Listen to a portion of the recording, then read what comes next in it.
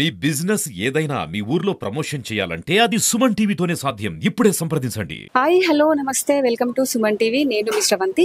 ప్రస్తుతం మనం ఇప్పుడు రాజన్న సిరిసిల్ల జిల్లా కేంద్రంలో ఉన్నటువంటి మొహమ్మద్ ఇమ్రాన్ వాళ్ళ ఇంటి దగ్గరనే అయితే ఉన్నామండి. మొహమ్మద్ ఇమ్రాన్ ఒక నెల క్రితం అయితే సౌదీ అరేబియా వెళ్ళాడు. అక్కడ ఒక సూపర్ మార్కెట్ లో పని కోసం అయితే వెళ్ళాడు. ఇమ్రాన్ కి ఒక అక్క ఒక చెల్ల కూడా ఉంది. అక్కకైతే పెళ్లి అయింది. చెల్లె పెళ్లి కోసం అయితే తను వెళ్ళాడంట. ఇక్కడ సూపర్ మార్కెట్ లో తర్వాత బట్టల షాప్ లో కూడా పనిచేసిండు. ఇమ్రాన్ కి నాన్నగారు కూడా ఒక 2 సంవత్సరాల క్రితం కూడా చనిపోయిండు. బతుకు తెరువు కోసం నేను అక్కడికి వెళ్ళి డబ్బులు సంపాదించి మా చెల్లె పెళ్లి చెయ్యాలన్న ఉద్దేశంతో తనైతే అక్కడికి వెళ్ళాడు. అక్కడికి వెళ్ళిన తర్వాత తనకైతే పైల్స్ కు సంబంధించిన ఒక ఇబ్బంది ఎదురైంది. దాని వల్ల చాలా కష్టాలు పడ్డాడు. అక్కడ హాస్పిటల్ కూడా చూపెట్టుకున్నాడు. అయినా కూడా వ్యాధి అనేది ఇంకా వికటించింది, ఇంకా ఎక్కువ అయింది. అంటే సూపర్ మార్కెట్ లో పని చేస్తాడు కాబట్టి అక్కడ బరువులు లావట్టడం వల్ల కూడా అది ఇంకా పూర్తిగా కూడా తగ్గలేదు. మెడిసిన్స్ కూడా వాడిండు కానీ తగ్గక చాలా ఇబ్బందులు కూడా ఎదుర్కొన్నాడు. అయినా అక్కడ ఉన్నటువంటి కపిల్ వాళ్ళకు కూడా చెప్పాడంట, నాకు ఇలాంటి ప్రాబ్లం వస్తుంది, నేను ఇండియాకి వెళ్తాను, నన్ను ఇండియాకి పంపించండి అని చెప్పాడంట. అయినా కూడా వాళ్ళు అక్కడ పట్టించుకోలేదు. పట్టించుకోగా పైగా తనైతే చాలా ఇబ్బందులు కూడా గురి చేసిండు. అంటే కొట్టడం గాని, తిట్టడం గాని, ఇంకెక్కువ రకాల హింసించిండ్రంట. సో ఇప్పుడైతే మనం వాళ్ళ ఇంటి దగ్గర ఉన్నాం కాబట్టి పూర్తి వివరాలు వారి అమ్మగారిని అడిగి తెలుసుకునే ప్రయత్నం అయితే చేద్దాం. సో ఇప్పుడు మనతో ఇమ్రాన్ వాళ్ళ అమ్మగారు ఉన్నారు. ఒకసారి ఆమెను అడుగుదాము, ఇమ్రాన్ ఎప్పుడు వెళ్ళాడు, అసలు ఏం జరిగింది, ఇక్కడ ఉన్నప్పుడు తను ఎలా ఉన్నాడు, అక్కడికి వెళ్ళిన తర్వాత నా ఆరోగ్యం క్షీణించిందా లేకపోతే ఇక్కడ ఉన్నప్పుడు ఎక్కడనే క్షీణించిందా అని చెప్పేసి మనం పూర్తి వివరాలు వారిని అడిగి తెలుసుకుందాం. హలో అమ్మ, నమస్తే. నమస్తే. సో చెప్పండి, ఇప్పుడు ఇమ్రాన్ ఎప్పుడు వెళ్ళాడు? ఇమ్రాన్ వెళ్ళి నెల 15 రోజులు అయింది మేడం. నెల 15 రోజులు. అంటే గతంలో వెళ్ళొచ్చిందా లేదా ఇదే ఫస్ట్ సారి. ఇదే ఫస్ట్ సారి. ఎవరు పంపించారు?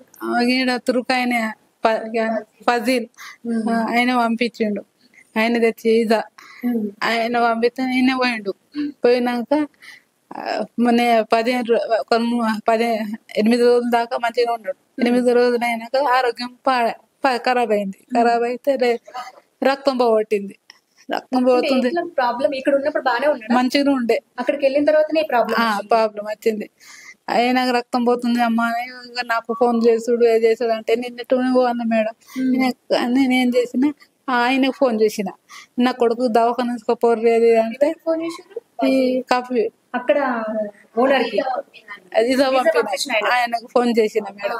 చేసినాక ఆయన ఒక 2 రోజులకు తీసుకుపోయాడు. బాగా అయినాక తీసుకుపోయినాక ఆయన డాక్టర్ పంపించిన ఆయన కూడా అక్కడనే ఉంటాడా, సౌదీలో ఉంటాడా? అన్న ఉన్నాడు. పంపించినాక చెప్తే వాళ్ళు హాస్పిటల్ తీసుకుపోయినాక మందులో టానిక్ రాసిచ్చారట. మెడిసిన్ రాసిచ్చారు. ఎత్తుకొచ్చి మళ్ళా తగ్గినట్టు అనిపించిందట. మళ్ళా స్టార్ట్ అయింది. స్టార్ట్ అయినాక బరువు లావడితేనే మేడం ఇట్లా అయింది. ఆయనకు బరువు ఇక తగ్గింది అమ్మ, నేను పనికి పోతా అని అన్నాడు. పని పోయాడు. పని పోయినాక ఇక ఆయనకు బరువు లావట్టే వరకు మేడం ఇక్కడనే బరువు లావట్టే వరకు మళ్ళా రక్తం పోయిందట. రక్తం పోతుందంటే ఆయన ఏమంటే నాటకాలు చెప్తున్నావురా అని అన్నారట. అక్కడ నాటకాలు చెప్తారు అన్నాక మళ్ళీ తీసుకుపోనాక ఇక తీసుకుపోయారు. వారం రోజులు తీసుకుపోయారు. తీసుకుపోయినాక చూపెట్టుకొచ్చినాక చేపించారు. చేపించినాక ఆపరేషన్ ఫెయిల్ అయింది తెలియదు మేడం. అయినాక మళ్ళీ ఎందుకు రక్తం వస్తుంది? ఫెయిల్ అయితేనే కదా మేడం వచ్చేది. అట్లానే మళ్ళా టాబ్లెట్ వాడినాక కొద్దిగా తగ్గినాక మళ్ళీ ఫస్ట్ కు పనికి పోతామా, నాకు ఏం అనిపించలేదు, నేను పనికి పోతా అన్నాక సరే కొడక పో అని నేను అన్నా. పో అన్నాక 3.5 రోజులు పోయినాక మళ్ళీ బరువులు అవ్వటానికి మళ్ళీ నొప్పి షురు అయింది. రెస్ట్ తీసుకోలేడు కదా, తీసుకోమని చెప్పారు డాక్టర్స్. కానీ వాళ్ళు రెస్ట్ ఇయ్యలేరు. వారం రోజులు కూడా ఇయ్యలేరు. కంపెనీ వాళ్ళు వారం రోజులు కూడా రెస్ట్ ఇవ్వలేరు. ఏమన్నారంటే రెస్ట్ తను అడగలేడు, ఆపరేషన్ అయింది నాకు, నేను రెస్ట్ తీసుకుంటా అని చెప్పేసి అన్న అడిగితే కూడా వాళ్ళు ఏం చెప్పలేరట. ఆయన ఇంకా ఫుడ్ చూసలేదు సరిగ్గా. అందరు తింటారు. ఈయన పాలు రొట్టె ఆయన తింటే ఒకసారి తల తిరిగి కింద పడిపోయాడు. కింద పడితే నాకు ఇట్ అవుతుంది అమ్మ అంటే నేను మా ఆయన ఫోన్ చేస్తే అది వరకు పడి ఉన్నాడట హాస్పిటల్ కొండపోయినాక చూపెట్టుకొచ్చినాక ఇక ఇంతే మేడం. ఇక ఫోన్ మీరు పోయినప్పటి నుంచి మీకు ఫోన్ లో మాట్లాడుతున్నాడు, చెప్తూనే ఉంటాడు నాకు. ఫోన్ చేయంగా ఫజిల్ అన్నయ్యకి వీసా పంపిన అన్నయ్యకి ఫోన్ చేస్తే నేను వెళ్తున్నా అని అప్పుడు వెళ్ళి చూసిండారు. అప్పటికే అన్న అన్కాన్షియస్ అయిపోయిండు. అంటే వాళ్ళిద్దరు కూడా ఒక దగ్గర ఉండారా? ఒక దగ్గర కానీ ఆయన సూపర్ మార్కెట్ లో ఉండే, ఆయనకి సర్జరీ అయింది కదా, ఇంటికాడనే రూమ్ లోనే ఉండేనట. మీ అన్నయ్య రూమ్ లో ఉన్నాడు, అతనేమో సూపర్ మార్కెట్ లో ఇద్దరు కలిసి వెళ్ళారు. ఆయన పంపించిండు వీసా, వీళ్ళిద్దరు కలిసి వెళ్ళారు. ఆయన పంపించిండు వీసా. ఒక 2-3 days కి వాళ్ళ ఫ్రెండ్ చెప్పిండు ఇట్లా వీసా ఉందిరా మనోళ్ళే అంటే వెళ్ళిండు మా అన్న. ఇప్పుడు ఆయన ఎలా స్పందించిండు? అంటే వెంట సమాచారం ఇవ్వలేరా మీకు? ఇయ్యలేదు, నా కొడుకే ఇస్తుండే నాకు. మీ అబ్బాయి మీకు ఫోన్ చేసి చెప్తుండే నాకు కాలు చేతులు వణుకుతున్నాయి, ఎట్లయినా అవుతుంది, అన్నం లేదు ఏం లేదు అంటే నేను తొందరగా ఫజిల్ అన్నయ్య ఫోన్ చేసిన. ఆ అన్నయ్యకి చెప్తే వెళ్తున్నాను అన్నాడు. మళ్ళా పోయిండో లేడో అని మళ్ళీ డౌట్ వచ్చి ఒక 1/2 hour తర్వాత ఫోన్ చేసిన అన్నయ్యకి. ఫోన్ చేస్తే ఇప్పుడే వెళ్తున్నాను అని పోయే వరకు అన్న అన్కాన్షియస్ అయిందట. అన్కాన్షియస్ అయిండు అంటే అప్పుడు తీసుకోయారట. అన్న వాళ్ళ ఫ్రెండ్స్ ఉంటారు కదా, నేను అడిగితే అవును తీసుకోయారు చెల్లె, అన్నయ్య తీసుకోయారు, ఏమైందో వచ్చినాక చెప్తా అన్నాడు. ఇక మా అన్నకు ఫోన్ చేసిన ఒక 1/2 hour తర్వాత ఫోన్ చేస్తే అన్నయ్య అన్నాడు తీసుకోయారు, ఇట్లా బరువు లాగే వరకు అన్నం లేదు ఏం లేదు అట్లా అయింది, ఆయనకు ఎనర్జీ లాస్ అయింది బాగా అని అన్నారట డాక్టర్స్ అక్కడ. ఇప్పుడు మీకు ఎంతమంది అమ్మా, ఎంతమంది కొడుకులు పిల్లలు? ఒక్కడే నా కొడుకు, ఒక కొడుకు ఇంకా అక్క ఉంది. 2 అమ్మాయిలు 1 అబ్బాయి. నాకు భర్త లేడు. పూలల్లే బతుకుడు నా బతుకు. నాకు భర్త లేడు, నాకు ఒకడే కొడుకు.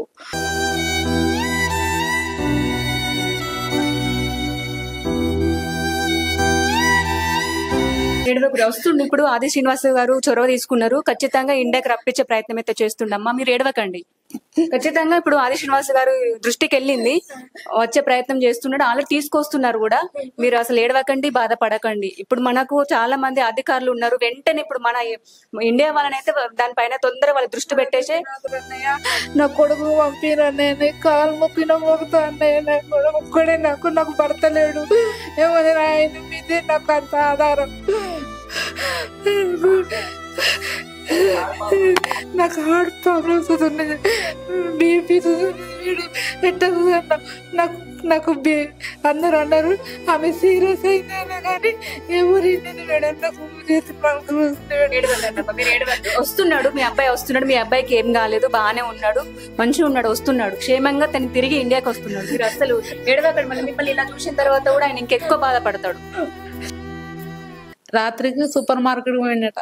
సూపర్ మార్కెట్ పోతే అందరూ ఆయన కోపంతో చూసిండట. ఇక్కడ పిల్లాడు కోపంతో చూస్తే అప్పటికి అక్కడి ఇంటి రూమ్కి వచ్చిండట. రూమ్కి వచ్చే వరకు వేరే పిల్లాడు వచ్చి ఏం చెప్పిండట, ఇన్నడు కోసం పిల్లాడు చెప్పంగా ఇద్దరు ఇన్ని, అరే నీకు బాగా కపిల్ నీ మీద బాగా కోపంతో ఉన్నాడు అన్నాక ఈయనకి 2 months పట్టలే, కొద్దిసేపు బయటకు వెళ్ళిపోయిండట. టెన్షన్ పడి ఇక బయటకు వెళ్ళిపోయినాక రాత్రి దాకా బయటనే ఉన్నాడట. బయట ఉండి ఆయన అన్నం సుతా ఏం లేదు మేడం, అటు ఇటు తిరిగి వచ్చి ఇక మాకు ఫోన్ చేస్తే మేమన్నా ఏడవో అంటారా కొడుక రూమ్ పో, వాళ్ళు ఏమన్నా కానీ సప్పుడే పోకో మేమేమో అన్నాక సరే అమ్మ నీ రూమ్ పోతా అని రూమ్ పోయే వరకు ఆ తురకాయ ఇట్లని బాగా చూస్తుంటాడు, సప్పుడే ఉన్నట.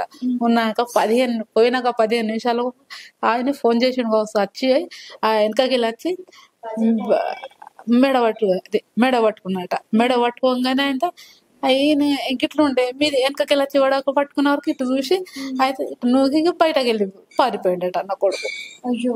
పారిపోయిండు. రాత్రి అంతా నైట్ బయటనే ఉన్నాడు. ఎటు పారిపోవాలని ఏం చేసినట, ఈయన ఎటు పారిపోతాడు. నన్ను ఎందుకు అట్లా చేస్తున్నాను అడగలేడా? అడిగితే నువ్వు నా మీద అది ఎందుకు పెట్టినావు వీడియో ఎందుకు పంపించావు, ఎందుకు పోలీస్ కేసు చేసి నీకు ఇండియాకి రాకుండా చేస్తా అన్నాడట. ఇంకా ఇండియాకి వెళ్ళకుండా నేను చేస్తాను పోలీస్ కేసు పెట్టి అని అన్నవరకు ఇంకా వీడు భయపడ్డాడు. ఏం చేసిండు వీడు పాస్పోర్ట్ రూమ్ లో ఎంతమంది ఉంటారు? ఎంతమంది ఉంటారు? 9 ఇండియా వాళ్ళే, మన ఇండియా వాళ్ళే ఉన్నారా? వేరే వాళ్ళు, కొందరు నేపాల్ వాళ్ళు, పాకిస్తాన్ వాళ్ళు 2 ఉన్నారు అని అన్నారు. ఇప్పుడు ఈయన మెడల్ పట్టుకుని బయటకు గెంటేసేటప్పుడు వాళ్ళు ఏమనలేరా? ఏమనలేదట.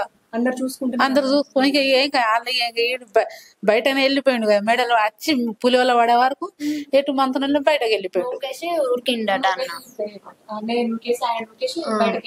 మొత్తం గుండెలన్నీ దిగిపోయినాయి అమ్మా నాయి.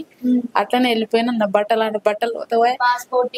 పాస్పోర్ట్ మెడికల్ రిపోర్ట్స్ ఇయ్యి, మొన్న వచ్చిన గవర్నమెంట్ పేపర్ ఉంది కదా ఆ పేపర్ అన్ని ఇయ్యి అనుకుంటా బెదిరించిండట. బెదిరించి గల్ల పట్టుకున్నాడు అన్నది. గల్ల పట్టుకే వరకు అన్నకి ఇక ఏం అర్థం కాలేదు, నూకేసి ఉరికిండట బయటికి. పట్టి గుంజే వరకు షర్ట్ అంతా చినిగింది అనుకుంటా అన్నాడు. పోయిండు డైరెక్ట్ అక్కడ పోలీస్ స్టేషన్ కే ఉరికిండట. ఏం చేస్తాడో భయానికి అని ఎక్కడికి వెళ్ళకుండా అక్కడ పోలీస్ స్టేషన్ కి వెళ్ళిండు. మరి పోలీస్ వాళ్ళకి కంప్లైంట్ ఇస్తా ఏమన్నారు అక్కడ? కంప్లైంట్ ఇస్తావా అని అన్నని అడిగాడట పోలీస్ వాళ్ళు. అద్దు, కంప్లైంట్ ఇస్తే ఇంకా ఎక్కువ అవుతుంది కదా. మా అన్ననే చెప్పిండట పోలీస్ వాళ్ళకి. అట్లా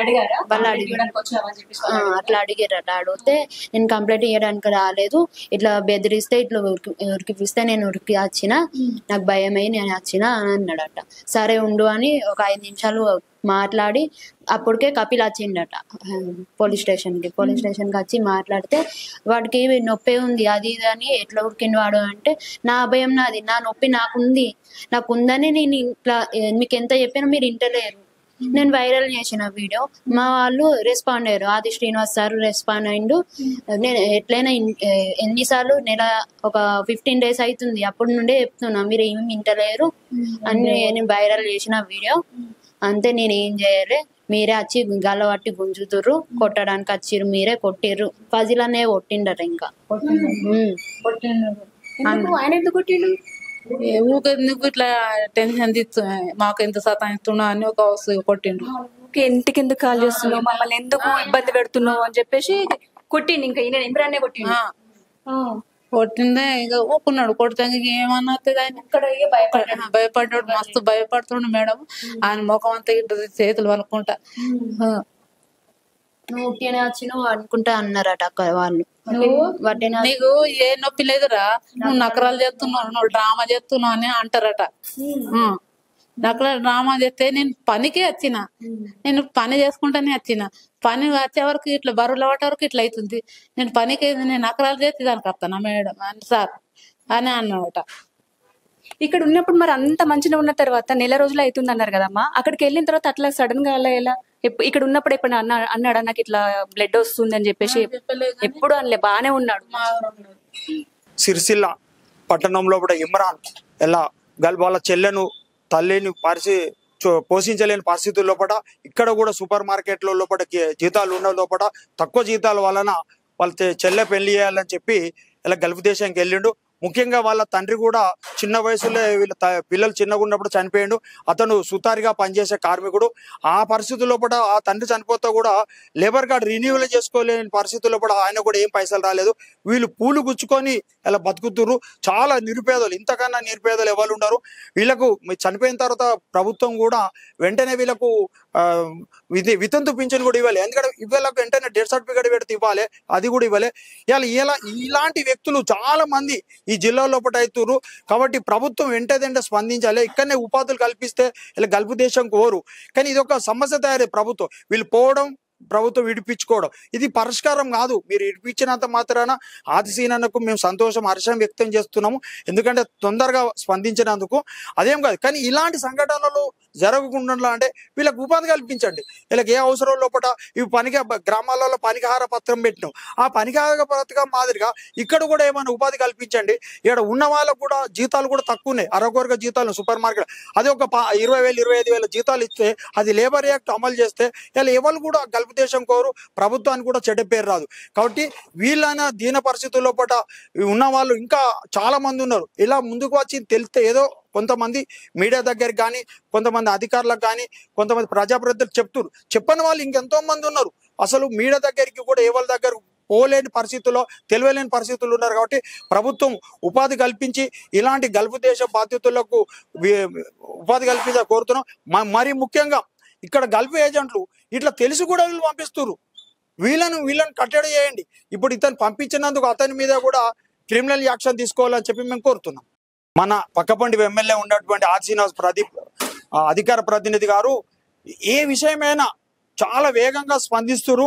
వీరి కూడా ఒక గంటల వ్యవధి లోపలనే అతను రప్పించే ప్రయత్నం చేసిండు కాబట్టి అతనికి వీళ్ళ పక్షాన ప్రజల పక్షాన మేము హర్షాన్ని వ్యక్తం చేస్తూ కృతజ్ఞతలు తెలియజేస్తున్నాము.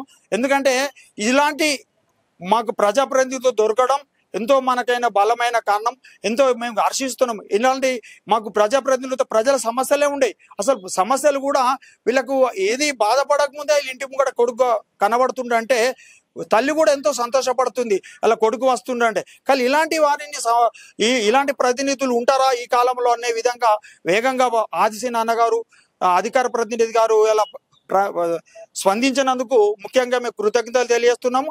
మరియు ఇక్కడ కాంగ్రెస్ పార్టీలో జిల్లా అధ్యక్షుడిగా ఉండి తన జిల్లా కాకుండా తన పక్కబండి నియోజకవర్గమైనా కూడా సిరిసిల్లలో స్పందించి ఇతని గల్పు బాధ్యతను విడిపించి వీళ్ళ ఇంటికి చేర్చినందుకు వారి పక్షాన వాళ్ళ కుటుంబ పక్షాన మేము కృతజ్ఞత తెలియజేస్తున్నాం. మా ఆయన చచ్చిపోయి 2-3 సంవత్సరాలు అవుతుంది. నాకు ఇవాళ దాకా పింఛన్ రాలేదు. ఎన్నిసార్లు ఇచ్చినా గానీ నాకు రాలేదు మేడం. అడగట్లేదా మీరు? అప్లికేషన్ పెట్టుకోవట్లేదా? పెట్టినా మేడం, పెట్టినా ఇంకా పట్టించుకోగా మీది పింఛన్ అయితే రాలేదు. ఆయనకు వస్తుండే, ఆయన ఇకలాగా ఉండే. ఆ పింఛన్ నాకైనా చేస్తే మంచిగా ఉండని మా ఆయన ఇకలాగా ఉండే. ఆయన పింఛన్ వచ్చినా సరే నాకు, ఆయన చనిపోయిండు కదా, ఆయన నాకు వచ్చినా సంతోషపడతా. అమ్మ ఇప్పుడు ఇమ్రాన్ దుబాయ్ వెళ్ళిండు నెల క్రితము. ఇప్పుడు ఇక్కడ ఉన్నప్పుడు ఏం పని చేసాడు ఆయన? ఒక 2-3 సార్లు సూపర్ మార్కెట్ లో చేసిండు. అట్లకి వెళ్ళి మళ్ళా బట్టల షాప్ లో అక్క పెళ్లి శుద్ధి చేసిండు. ఆయన అబ్బాయి అక్క పెళ్లి శుద్ధి చేసిండు. ఇప్పుడు చెల్లె పెళ్లి చేస్తా అని పోయిండు. ఇప్పుడు ఈమె పెళ్లిగా ఉన్నది మేడం, ఈమె చదువుకుంటది. ఆమె చదువుకోగా ఈ అక్క పెళ్లి చేసిండు, ఈమె పెళ్లి చేస్తా అని పోయిండు. చేసినందుకు ఇంత బాధ అవుతుంది మాకు. చదువు కిరాయి 4,500 మేడం. కిరాయి ఉంటుంది 4,500 మొత్తం 5,000 పడుతుంది. కరెంట్ బిల్లు 500 వస్తుంది. మొత్తం 5,000 నెలకు 5 రూపాయలు. పూలు కూస్తే 25 రూపాయలు. ఆ పూలు కూర్చారు 3 గంటలు అవుతుంది మేడం. నెలకు రోజుకి 50 రూపాయలు పని చేసుకుంటా అంతే. 3 గంటలు కూర్చుంటే 6 గంటలు ఒక 2 అర్ధ కిలో పువ్వు కూస్తే వాళ్ళక్క నక్కలే కుదబెట్టుకొని వేయండు. నేను పోయి పైసలు తీసుకుంటా, నీకు కుదబెట్టిన నక్కలు ఇడిపించి తాక చెల్లి ఉన్నగా పెళ్లికి అంటే అక్క ఇచ్చింది. అక్క సో చూసారా అండి, వాళ్ళ అక్క నక్లెస్ అయితే బ్యాంక్ లో పెట్టేసి వెళ్ళాడట. నేను ఎలాగైనా సరే నేను పని చేసుకుని నేను తీర్పుకుంటాను, చెల్లె పెళ్లికి ఉంది కాబట్టి నేను చెల్లె పెళ్లి కోసం కూడా డబ్బులు సంపాదిస్తా అని చెప్పేసి ఒక గట్టి నమ్మకం కొద్ది వెళ్ళాడు. సో అక్కడికి వెళ్ళిన తర్వాత ఇలాంటి ప్రాబ్లం అండి ఇలా జరిగింది. సో అది చాలా బాధాకరమైన విషయం. ప్రభుత్వ వీప్ ఆదిశేన అన్న గారికి కృతజ్ఞతలు. అన్న నేను ట్వీట్ చేయగానే తొందరగా రెస్పాండ్ అయ్యి అన్న మిత్రులు బైరాదేవి యాదవ్ గారిని పంపించారు. అన్న నన్ను 3-4 డేస్లో సేఫ్గా ఉంచి 3-4 డేస్లో ఇంటికి పంపించే సౌకర్యాలు కల్పిస్తా అని చెప్పారు. అన్న ఆదిశేన అన్న గారికి కృతజ్ఞతలు. అండ్ మన బైరాదేవి యాదవ్ గారికి కృతజ్ఞతలు. నా పేరు దేవి యాదవ్ బైరా, నాది చింతకుంట. అయితే ఇమ్రాన్ 40 రోజులు సౌదీకి వచ్చి ఇక్కడ ఇబ్బందులు పడుతుండు. ఆయన ఇబ్బందులు పడాలి చూసి నిన్నునే ఆయన బాధ తట్టుకోలేక ట్విట్టర్లో పోస్ట్ చేశాడు. అది మన విమ్రవాడ ఎమ్మెల్యే ఆదిశేన దగ్గరికి మెసేజ్ వెళ్ళింది. ఆదిశేనకు మెసేజ్ చేశాడు. అయితే ఆదిశేన మన సౌదీలో ఎవరు ఉంటారని చెప్పి మన దేవి ఉంటాడు కదా, దేవి యాదవ్ ఉంటాడు కదా, దేవి యాదవ్కు స్పందన పెట్టండి అన్నాక నాకు నేను స్పందన పెట్టారు. నేను నైట్ స్పందన పెట్టారు. స్పందన పెట్టినాక నాకు కాంటాక్ట్ నెంబర్ ఇచ్చారు. కాంటాక్ట్ నెంబర్ ఇచ్చాక ఇమ్రాన్ కాల్ చేసి ఎక్కడ ఉంటావు ఇమ్రాన్ అంటే ఈ ఏరియాలో ఉంటాన్నాక లొకేషన్ పంపించాడు. లొకేషన్ పంపిస్తే నా దగ్గర ఏరియాలో ఉన్నాడు. అదృష్టమంతుడు ఇమ్రాను. ఇప్పుడు నా దగ్గర ఉన్నాడు, మన ఆదిశేన దగ్గరనే ఉన్నాడు. ఇమ్రాన్ ఆదిశేన దగ్గరనే ఉన్నాడు. సేఫ్లో ఉన్నాడు ఇమ్రాను.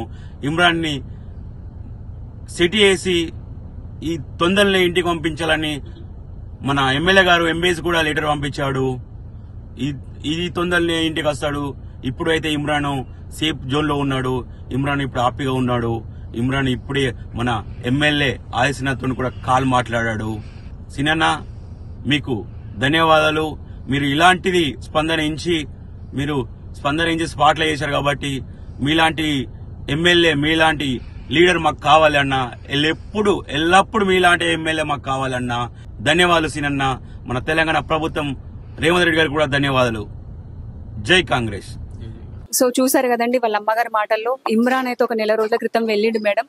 మా అబ్బాయి బాగానే ఉన్నాడు, ఇక్కడ బాంచన ఉన్నాడు, ఇక్కడ బట్టల షాప్ లో పనిచేసిండు, అంతకంటే ముందు సూపర్ మార్కెట్ లో కూడా పనిచేసిండు, జీతం సరిపోలేదు, ఇప్పుడు మా బిడ్డ పెళ్లికి ఉంది, ఆ చెల్లె పెళ్లి చేయాలని చెప్పేసి అయితే తను సౌదీ అరేబియా వెళ్ళిండు. మాకు తెలిసిన వ్యక్తి ద్వారానైతే సౌదీ అరేబియా వెళ్ళిండు. అక్కడికి వెళ్ళిన తర్వాత ఒక వారం రోజులు బాగానే ఉన్నాడు. పోయిన తర్వాత చాలా ఇబ్బందులు కూడా ఎదుర్కొన్నాడు. ఆరోగ్య సమస్యలు వచ్చినాయి, పైల్స్, బ్లడ్ పోతుందమ్మా అని చెప్పేసి ప్రతిరోజు నాకు కాల్ చేసి ఏడ్చిండు. అక్కడ వాళ్ళ కపిల్ వాళ్ళు కూడా చాలా ఇబ్బంది పెడుతుర్రమ్మా, నాకు భయం అవుతుంది, నేను ఇండియాకి వస్తాను అని చెప్పేసి ప్రతిరోజు మాకు వీడియో కాల్స్, ఆడియో కాల్స్ చేసి చెప్పేవాడు, ఏడ్చేవాడు. అక్కడ మా కొడుకు ఎలా ఉన్నాడో అని చెప్పేసి మేము కూడా ఇక్కడ చాలా బాధపడ్డాము. దయచేసి మా బాబును ఇండియాకి తీసుకొచ్చే ప్రయత్నం చేయరు అని చెప్పేసి వాళ్ళు కూడా కోరుకున్నారు. సో దీనిపైన అంటే ఇమ్రాన్ కూడా అసలు నేను ఇండియాకి వెళ్తాను, ఇండియాకు పంపించురి అంటే కూడా మేము పంపించము అని చెప్పేసి వాళ్ళు బెదిరించడం స్టార్ట్ చేసిరట.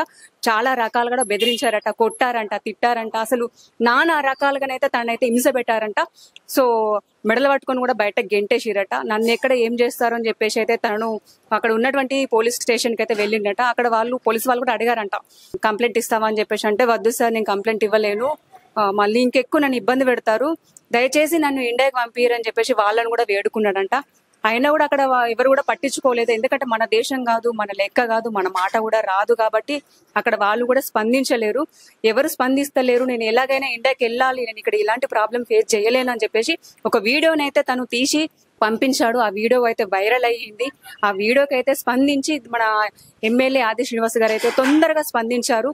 ఆయన చొరవతో ఇప్పుడు ఇమ్రాన్ అయితే ఇండియాకి అయితే వస్తున్నాడు. వీటిపైన కూడా ప్రభుత్వం తొందరగా ఆదుకోవాలి, ఇలాంటి వాళ్ళపైన కూడా దృష్టి పెట్టాలి.